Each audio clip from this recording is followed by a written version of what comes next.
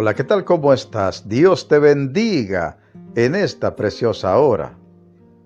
El devocional de hoy se intitula Recibiendo la palabra de Dios como palabra de Dios. Una aportación de nuestro hermano Marcos Quereques, de Buenos Aires, Argentina, sobre los estudios del profesor Vernon McGee, y una edición especial para YouTube de nuestro hermano Jorge Mario Vidal. Amigo oyente, dirijamos ahora nuestra mirada al lugar al cual fue dirigida esta carta, es decir, a la iglesia que se encontraba en la ciudad de Roma. Podemos declarar en forma categórica que el apóstol Pablo escribió esta epístola desde Corinto, allá en el año 58 después de Cristo. El erudito bíblico Paley confirmó la fecha y el lugar de la manera siguiente. No es por la epístola misma ni por nada que se declare dentro de la epístola en cuanto a la fecha y el lugar, sino por una comparación entre las circunstancias referidas en la epístola con el orden de los eventos registrados en el libro de los Hechos de los Apóstoles y con referencias a las mismas circunstancias, aunque para propósitos bastante diferentes en las dos epístolas a los Corintios. Ahora, en cuanto a esto, el Dr. Griffith Thomas hizo una interesante observación y dice que ciertos nombres indican claramente a la ciudad de Corinto como el lugar donde esta epístola fue escrita. Luego él añadió que la fecha probable para su escritura fue durante los meses de marzo a mayo del 58 después de Cristo. Además, debemos notar que la descripción de la aberrante inmoralidad de la gente de Roma, que aparece detalladamente presentada en los primeros capítulos en esta carta, estaba basada en la situación paralela que Pablo observó en la ciudad de Corinto, es muy similar a la de Roma. Pero Pablo no estaba solamente interesado en los aspectos negativos de la gente de Roma, sino que, como veremos en los últimos versículos de esta epístola, el apóstol Pablo estaba en estrecho contacto con muchos creyentes en Roma, la gran mayoría de los cuales no eran judíos como él, es decir, se trataba de gentiles, de personas de otras naciones más allá de Israel. O sea que podemos decir que desde un comienzo, la iglesia cristiana en Roma estaba formada por una mayoría de gentiles, es decir, por personas que provenían de muchas naciones y que solo unos pocos eran judíos como Pablo. Ahora, otro aspecto interesante en cuanto a esta iglesia es que creemos que Pablo no habría estado interesado en visitar a Roma si la iglesia allí hubiera sido fundada por alguna otra persona, porque él no estaba interesado en trabajar sobre los trabajos evangelísticos de otras personas, sino llevar adelante él mismo sus propias labores en la propagación del evangelio. El caso es que, a pesar de que la iglesia de Roma no había sido fundada por él, de todos modos el apóstol Pablo declaró que estaba ansioso de ir a Roma.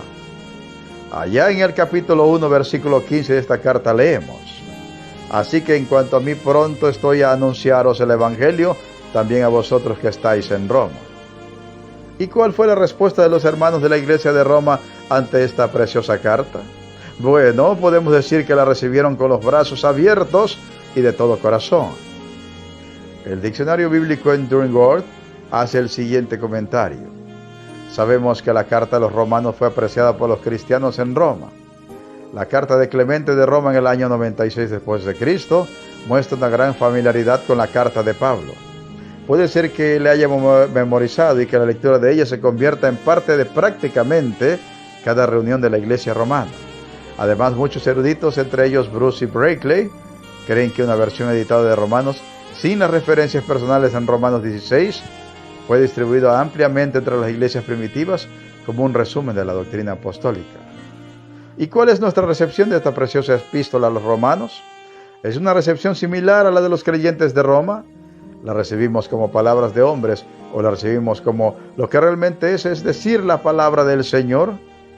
Que podamos recibirlos de tal manera que nos hagamos merecedores de un elogio similar al que Pablo dispensó a los creyentes de Tesalónica en 2:13 de su primera carta a ellos, que dice: Por esta razón nosotros también damos gracias a Dios sin cesar, porque cuando recibieron la palabra de Dios que oyeron de parte nuestra, la aceptaron, no como palabras de hombres, sino como lo que es de veras, la palabra de Dios, quien obra en ustedes lo que creen. ¿Es así como usted recibe la palabra de Dios? ¿La recibe como un mensaje personal de Dios para su vida? ¿La recibe como aquello que puede en verdad hacer un cambio extraordinario, un verdadero milagro en su vida? ¿La recibe con temor y temblor, respeto y reverencia sabiendo que es Dios mismo quien le habla? ¿Recibe su palabra con gozo y devoción, con gratitud y alabanzas en su corazón? ¿Cómo recibirá la palabra del Señor en este día? ¿La recibirá como palabra de Dios o como palabras de los hombres? ¿Cómo recibirá la palabra del Señor en este día y todos los días de su existencia? Meditemos y reflexionemos en la preciosa palabra de Dios y pongamos toda nuestra fe y todas nuestras obras en el Señor Jesucristo. Se despide de ustedes un siervo de Cristo y servidor de todos, Pedro Navarro Cartagena, desde los estudios de grabación de la Iglesia Cristiana, La Viña de Jesucristo, ubicada en Progreso, Yucatán, México. ¿Y sabes qué? La mejor noticia, Cristo viene pronto. Preparémonos para volver a casa. Amén, amén y amén.